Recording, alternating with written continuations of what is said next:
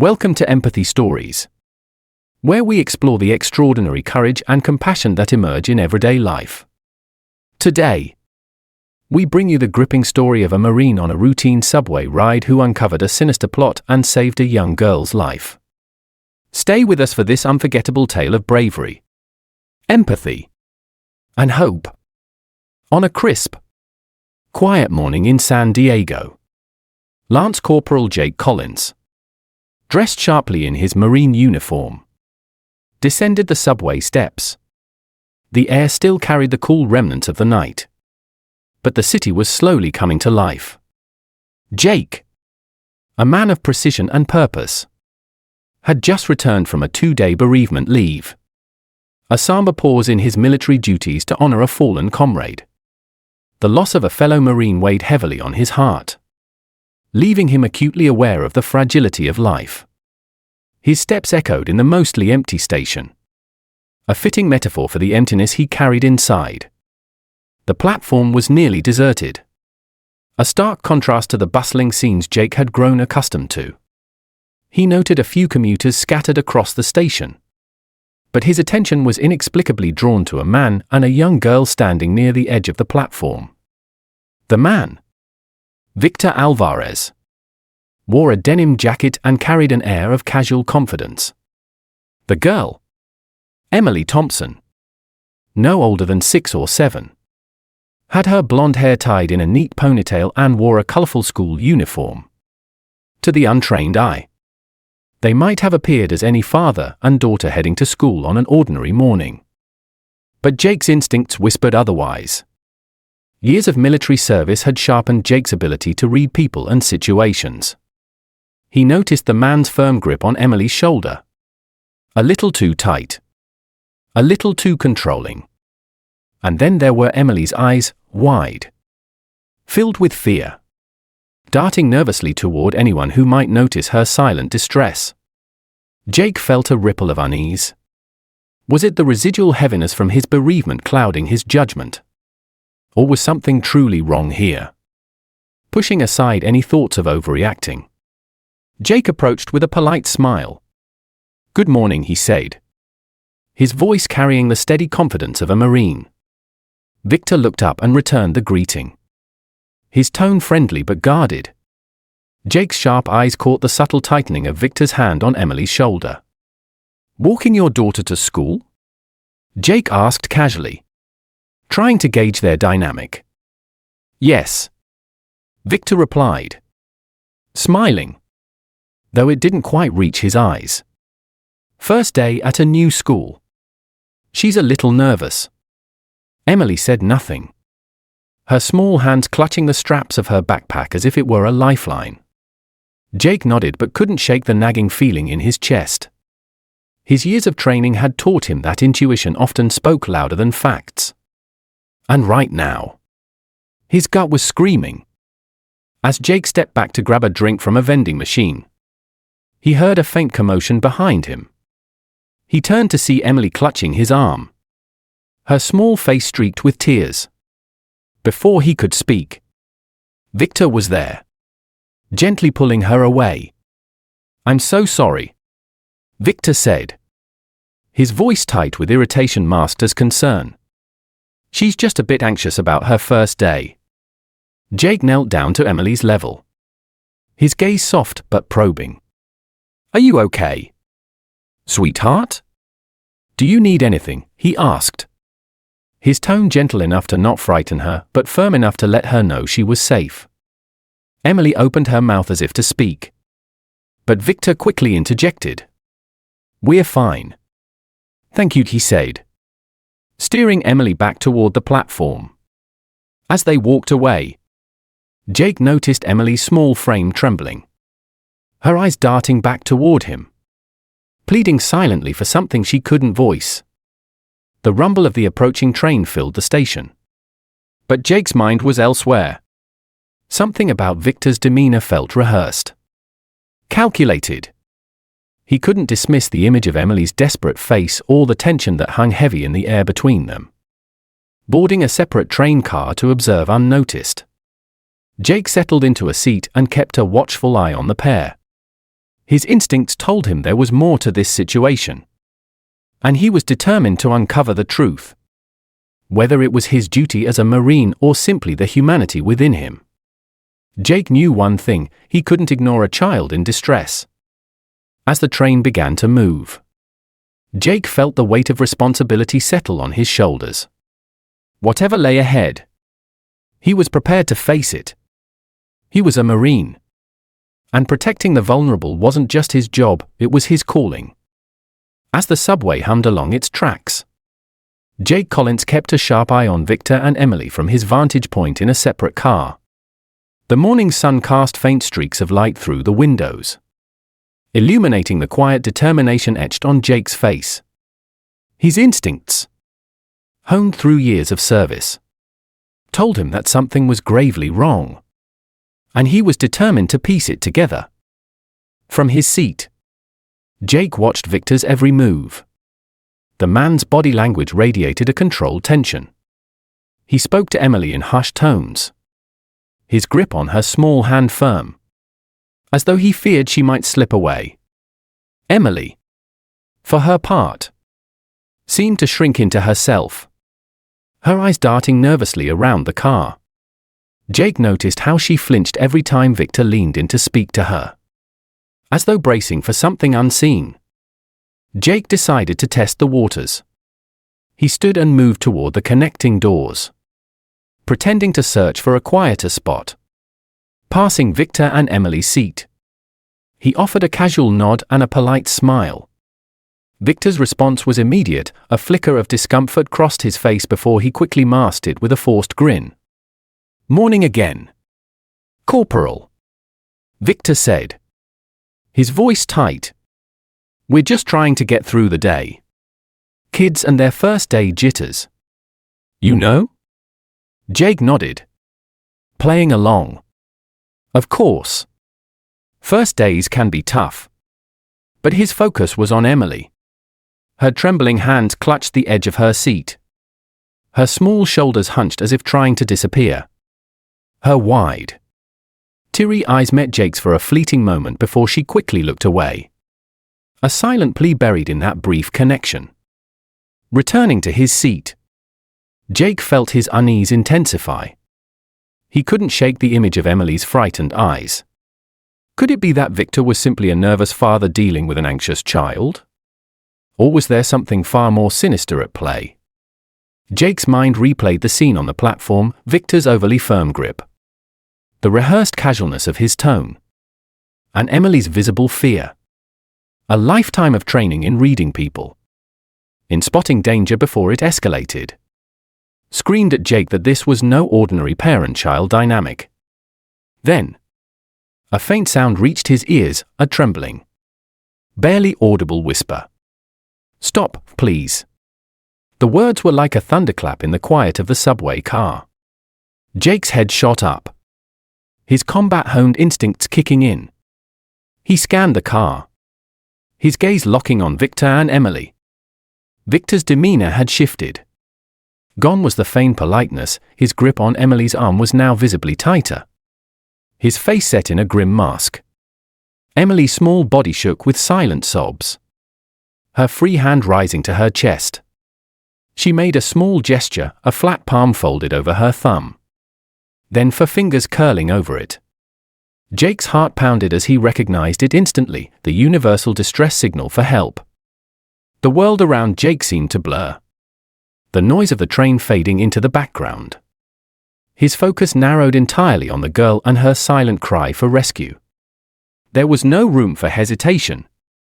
His doubts, his fears of misjudgment, evaporated in the face of the undeniable truth before him.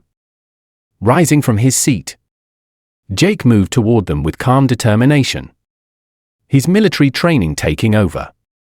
"Excuse me," he said, his tone steady but firm as he approached. "Is everything all right here?" Victor turned sharply, his eyes narrowing. "Yes.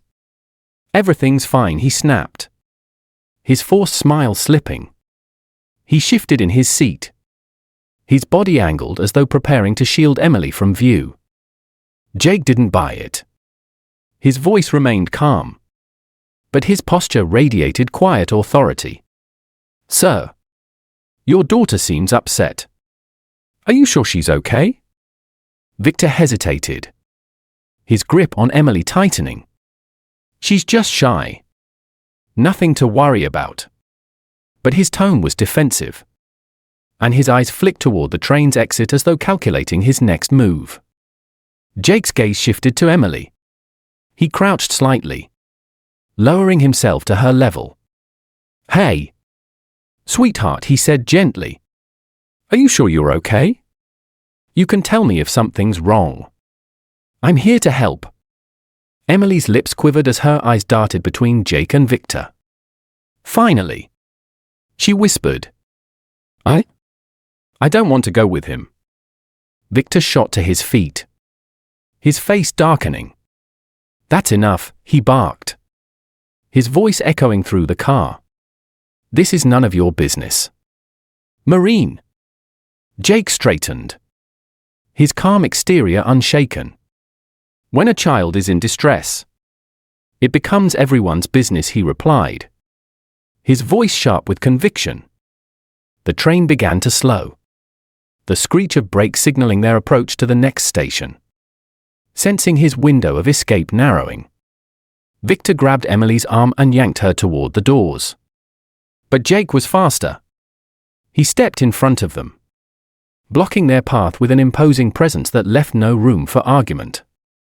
"Let her go," Jake said, his voice low and commanding. "Now." Victor's eyes darted wildly, panic setting in. But before he could act, the train doors slid open, and a swarm of passengers began to board. Jake seized the moment, raising his voice. "This child needs help. Someone call 911. The commotion drew the attention of the other passengers, who hesitated, unsure of what was happening. But Jake's authoritative tone galvanized them into action. Several commuters pulled out their phones, some dialing for help while others filmed the unfolding scene. Victor, realizing he was cornered, released Emily with a shove and bolted through the crowd. Jake, his adrenaline surging, quickly secured Emily behind him and prepared to give chase. But before he could, the sound of sirens reached the platform. The police had arrived. As officers stormed onto the scene, Jake stepped forward, his voice clear and steady. "That's your suspect," he said, pointing toward Victor, who was now attempting to disappear into the crowd. "Apprehend him before he gets away." The officers sprang into action, pursuing Victor as Jake knelt beside Emily. She clung to him, her small frame shaking with sobs.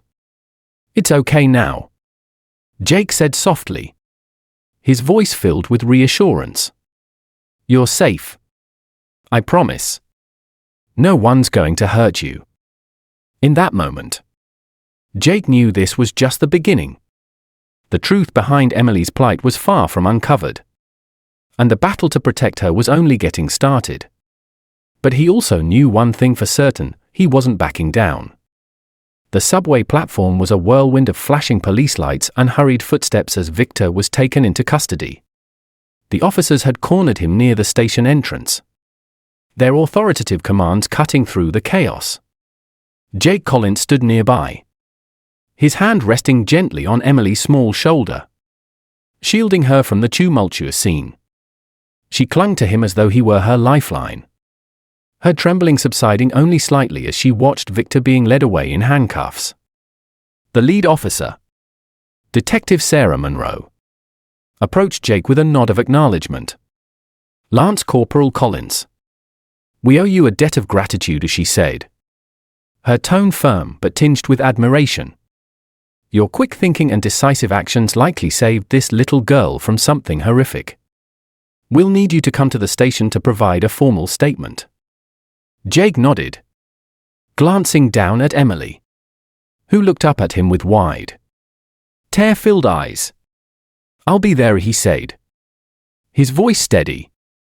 "But first, Let's make sure she's okay. Detective Monroe crouched to Emily's level, her demeanor softening. Hi there. Sweetheart. My name is Detective Monroe. You're safe now. And we're going to take care of you. Can you tell me your name? Emily hesitated, clutching Jake's sleeve tightly. She looked at him for reassurance, and he gave her a small, encouraging nod. Emily, she whispered, her voice barely audible. Detective Monroe offered a kind smile. Emily, you've been so brave today. Do you know where your mom is or how we can reach her? Emily sniffled and wiped her nose with the back of her hand. Mom works a lot, she said quietly. She doesn't know about him. Jake's jaw tightened as the weight of her words sank in. This child had been navigating an unimaginable situation on her own. Too scared to reach out for help. He knelt beside her, his tone gentle yet resolute. Emily, you did the right thing today. You're safe now. And we're going to make sure your mom knows everything. You're not alone anymore. Detective Monroe rose and signaled to one of the officers. Let's contact her mother immediately and arrange for them to be reunited. In the meantime, let's get Emily somewhere calm. As Emily was led to a waiting patrol car, Jake followed closely, unwilling to let her out of his sight. Once inside the car, Emily clung to his hand, her small fingers gripping tightly. You're coming with me? Right, she asked, her voice filled with both fear and hope. Jake nodded, his voice firm. I'll be right here with you. Emily. I promise. At the police station, the air buzzed with activity as officers worked to piece together the details of the case. Jake sat with Emily in a quiet room, her head resting against his arm as exhaustion finally caught up with her. When her mother, a petite woman with strikingly tired but kind eyes, rushed into the room, Emily's face lit up. Mommy, she cried, running into her mother's arms. Tears streamed down the woman's face as she held Emily tightly. Oh, baby. I'm so sorry, she whispered. I had no idea. I should have been there. Jake stepped forward, his presence calm and steady. Mrs. Parker, your daughter has been through a lot. But she's safe now. The man who was targeting her has been apprehended. Mrs. Parker looked up at Jake, her eyes brimming with gratitude. I don't even know how to thank you, she said, her voice trembling. You saved my daughter. I had no idea she was in danger. Jake shook his head, his tone gentle. You don't need to thank me. Emily's the real hero here. She was brave enough to signal for help. And that's what made all the difference. As the family embraced, Jake stepped back, giving them space. He watched as Mrs. Parker smoothed Emily's hair and whispered words of comfort. The sight stirred something deep within him, a reminder of why he had joined the Marines in the first place. His duty wasn't just about protecting his country, it was about protecting those who couldn't protect themselves. Later, Detective Monroe approached Jake as he prepared to leave. Collins, you did more than just save a little girl today, she said. You exposed a predator who's been operating under the radar for years. We've uncovered evidence linking him to multiple cases across the state. Your actions may have saved more lives than you'll ever know. Jake nodded, the weight of her words settling over him. I just did what anyone in my position would have done. Monroe smiled faintly. Not everyone would have noticed. And even fewer would have acted. Don't downplay what you did. As Jake walked out of the station, the cool evening air greeted him. He took a deep breath, his thoughts returning to Emily's tearful smile as she reunited with her mother. The day had been long and filled with challenges, but it had also reaffirmed his sense of purpose. For Jake, this wasn't just another day. It was a reminder that courage often came in quiet, unexpected moments. And it was proof that even in the darkest situations, empathy and decisive action could bring light. As he walked away, his heart carried a renewed resolve to continue serving, protecting, and standing up for those who needed it most. Today, he had made a difference. And tomorrow, he would strive to do the same. Thank you for watching Empathy Stories. We hope today's story reminds you of the power of vigilance and compassion in protecting the vulnerable among us. If you found this story inspiring, please like, share, and subscribe to our channel to hear more tales of courage and humanity. Together, let's continue to celebrate the moments where empathy triumphs. See you in the next story.